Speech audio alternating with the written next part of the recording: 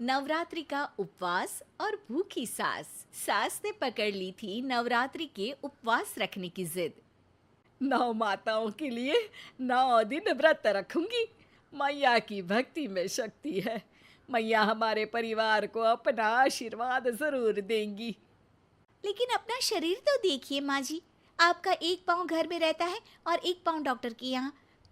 फिर से बीमार हो गई तो जय माता दी के साथ राम नाम सत्य भी। अरे राम राम राम, कैसी बातें कर रही हो बहू। राम नाम सत्य हो मेरे दुश्मनों का। मुझे व्रत रखने से मत रोको बहू। वरना देवी माँ नाराज हो जाएंगी। नहीं, तुम्हारी सासू माँ नाराज हो जाएंगी। अरे पर माँ, भूखे क्यों रहना है? देवी माँ थोड़ी ना चाहती होंगी कि उनके भक्त भूखे रहें। और आपकी तो सारी मनोकामना पूरी हो चुकी है ना माँ। लालच है बेटा, लालच बुढ़ापे में भी खत्म नहीं होती।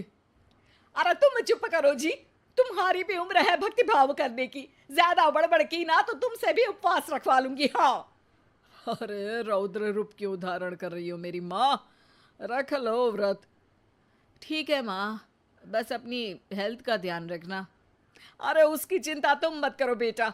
मैंने टीवी पे देख लिया है कि व्रत में क्या क्या खाने से शरीर में कमजोरी नहीं होती। अच्छा ही है, वरना ऐसा ना हो कि 9 दिन के बाद तुम मैया के द्वार की जगह सीधा हरिद्वार। अरे तुम मुझे हरिद्वार क्यों भेजना चाहते हो? क्योंकि अब तुम्हें मायके तो भेजने से रहा। बाबूजी, क्यों माँ को परेशान करते रहते हो? अच्छा माँ, ये बता दो कि आपको व्रत में खाने के लिए क्या क्या चाहिए होगा। सास के सामने सब हार जाते हैं। माँ के कहे सामान को बेटा लेकर आता है। नवरात्रि का पहला दिन है। नाश्ता कर लो, स्वस्थ रहो, मस्त रहो। मेरा व्रत से ध्यान भंग मत करो। अच्छा ठीक है ठीक है। भूख लगेगी तो मेरी तरफ मत देखना। आई बड़ी। तुम कोई खाना हो जो तुमको देखूंगी। आए बड़े। माँ जी, ये लीजिए आपका फरियाली मिक्सचर। इससे व्रत नहीं टूटेगा। अरे इतना सा? दिन भर भूखी रहने वाली हूं, थोड़ा तो और ला दे। पर ये सब तो सपोर्ट के लिए होता है ना माँ जी, पेट भर के थोड़ी ना खाना होता है। करवा चौथ का व्रत नहीं रख रही हूं जो कुछ ना खाऊं पीऊं। हाँ यार, ये तो मैंने सोचा ही नहीं। तुम इतने सारे व्रत रखती हो तो मेरे लिए करवा चौथ का व्रत क्यों नहीं रखती? अरे जुबान पे तुम्हारा नाम न रखूं, व्रत क्या खाक रखूंगी तुम्हारे लिए। माँ के कहने पर बहू और भी फरियाली ले आती है, जिसे खाकर माँ डकार मारती है। इतनी जोर से डकारोगी तो दुर्गा मैया भी डर जाएंगी। तुमने तो उनके शेर से भी तेज आवाज निकाल दी। अरे शेर के जैसा पंजाबी मारती हूं मैं, देखना चाहोगे? तुम्हें पता है ना, व्रत रखते समय हिंसा वाली बातों से, विचारों से और बुरी चीजों से दूर रहना चाहिए। सही कहा। बुरी चीजों से दूर रहना चाहिए। इसीलिए तो तुमसे दूर जा रही हूं, दूसरे कमरे में। सास ने कई सारी ऐसी चीजें खाई जिनसे व्रत ना टूटे। बहू, सब्र का फल मीठा होता है। इसका मतलब ये थोड़ी है कि तू मुझे शाम तक फल नहीं खाने देगी। माँ जी, 1 घंटे पहले ही तो आपने इतना सारा। अरे एक खाता ही बना ले, उसमें लिखा करे कि मैंने कितना खाया, कितना पानी पिया। अरे नहीं नहीं माँ जी, मैं अभी फल लेकर आती हूँ। जोर से बोलो।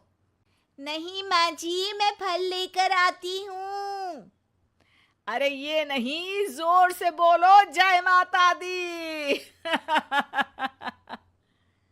सासू माँ एक साथ बहुत सारे फल खा लेती है। माँ जी, इतनी जोर से मैं डर गई। अरे भक्ति की शक्ति की पुकार है। पुकार नहीं, डकार है। हाँ हाँ ठीक है ठीक है। चिप्स और लेकर आना जरा, उससे भी व्रत नहीं टूटता। माँ जी, आज ही सब खत्म हो जाएगा, नाश्ते का ही टाइम है। अरे ठीक है ना बेटा, मैं अब कुछ खाऊंगी ही नहीं, तुझे इतनी तकलीफ है तो। नहीं नहीं माँ जी, मेरा मतलब था कि उपवास में सिर्फ इतना खाना चाहिए जितना शरीर के लिए सही रहे। स्वाद के लिए खाने से तो अच्छा है कि उपवास ही मत रखो। माता जी की कृपा तो वैसे भी बनी ही रहती है।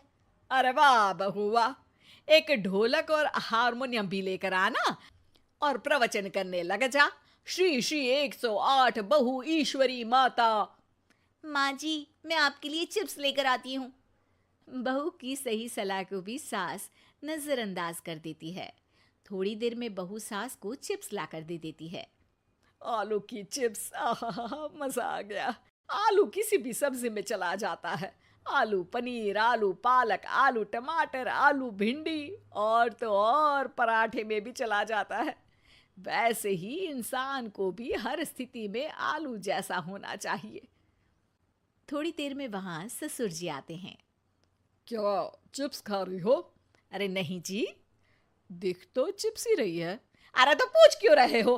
अरे गुस्सा क्यों हो रही हो? उपवास में गुस्सा नहीं करना चाहिए।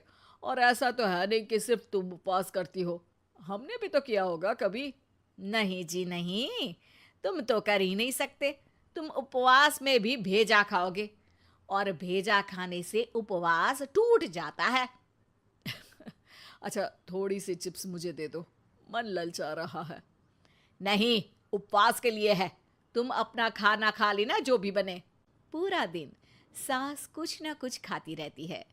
जैसे ही रात होती है, बस उपवास हो गया, अब मैं खाना खाऊंगी। जो दिन भर से खा रही थी उसको क्या बोलते हैं? बाबूजी क्यों माँ को परेशान करते रहते हो? अरे लड़के, तेरी माँ दिन भर से इतना खा चुकी है कि देश में भूखमरी की समस्या इसी की वजह से बढ़ रही है। और खाने की दिक्कत नहीं है, कितना भी खाए लेकिन सेहत इधर उधर होती रहती है। कुछ ऊपर नीचे हो गया तो तेरी माँ खाने के बाद हाथ धोएगी और तू अपनी माँ से हाथ धो बैठेगा। अरे इत्तू सा तो खाया था, उपवास भी ना तोड़ू क्या? ठीक है, नहीं खा रही बस। अरे बहू तुम ही बताओ, ये इत्तू सा मतलब कितना खाया है इसने? ना जी ना, मैं कुछ नहीं बोलूंगी। खाना दे रहे हो या नहीं, या 9 दिन बिना जल के उपवास रख लूं? देने के लिए धमकी अच्छी है, सुनने में भी डरावनी लग रही है। पर जैसे तुम्हारी जुबान में स्वाद का खून लगा है ना, तुम भूखी नहीं रह पाओगी। मैं कसम खाती हूँ जी। अरे देखो, कसम भी खाओगी तुम। अरे कुछ और दे दो इसको खाने को। ये ले, दाल चावल खा ले बस। डॉक्टर भी कहते थे कि माँ को आए दिन पेट से जुड़ी समस्या रहती है। बस इसी के लिए घर वाले पहले उन्हें उपवास नहीं करने दे रहे थे, लेकिन जब उपवास करने दिया तो माँ ने इतना फरियाली खाया कि घर वालों की चिंता बढ़ा दी। और जैसा कि घर वालों को डर था, अगले दिन उनकी तबीयत खराब भी हो गई। डॉक्टर को बुलाना पड़ा। अरे जितनी बार आप बीमार होते हो उस हिसाब से तो मुझे एक क्लिनिक आपके घर में ही खोल लेना चाहिए। या फिर क्लिनिक में ही इनका एक अलग कमरा बनवा देते हैं डॉक्टर साहब। बाबूजी, पिताजी, मेरे जनक, क्यों हमेशा मजाक करते रहते हो? डॉक्टर साहब, माँ का पेट खराब है। क्या खाया था? जो मिला जो दिखा सब कुछ। अरे बस भी करो जी। बस तो तुमको करना था खाते वक्त। देखिए, खाना अच्छी बात है और उपवास भी आदमी को रखते रहना चाहिए, लेकिन तब जब शरीर लायक हो। पहले दिन ही बीमार हो गई तो 8 दिन कैसे होगा? आप व्रत मत रखो और खाने पीने पे ध्यान दो। मैं गोलियां दे रहा हूँ। आप भी कुछ खाने को ही दे रहे हो? हाँ, इससे जल्दी ठीक हो जाएंगी, समझ गई हैं आप? अब तो ठीक ही होना है ना मुझे। जोर से बोलो।